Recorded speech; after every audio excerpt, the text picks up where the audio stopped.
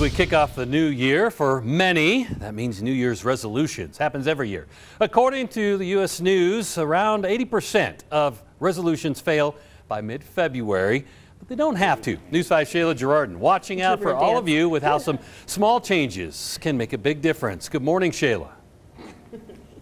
Good morning, Ira. Absolutely. We can put a lot of pressure on ourselves when it comes to sticking to those New Year's resolutions. So here's something a little outside the box. I'm joined by David with UC Health. All right, David, sometimes we get really into these New Year's resolutions, but something you've thought of over the years is maybe making gradual changes, not quite as tricky. Yes. We actually get in them real quick and then we get out of them real quick. One study says like 80% of people give them up by mid-February. So what I propose people do is break it down into smaller, more manageable things month by month, and then if you stick to it that month, great. If not, move on.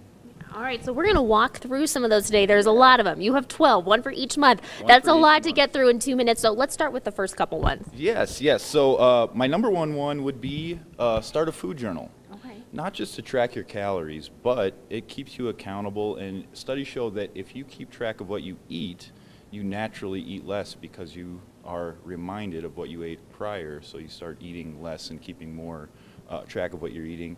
And then another easy switch would be just swapping out your soda, your sugary soda, which a lot of us have, whether it's the soda or the coffee drinks or the energy drinks. Swapping that out for water can have a big impact. One of these things has 77 grams of sugar in one. Wow.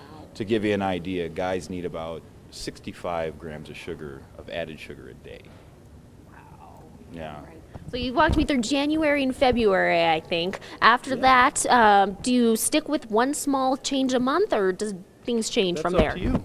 That's up to you. If you do it for a month and you can stick to it and you like the impact it's having, keep at it. If not, move on to the next thing. So I think you're telling me I have to cut back on my lattes here. Those sugary drinks are adding up. They can. They can. Small steps. All right, one step at a time. Well, thank you so much for joining us this morning. We're going to be walking through each of those steps all morning long, so stick with News 5 today. I think we've got March, April, May, and June coming up next. Don't go anywhere for now. Watching out for you, Colorado Springs. Shayla Gerardin, News 5.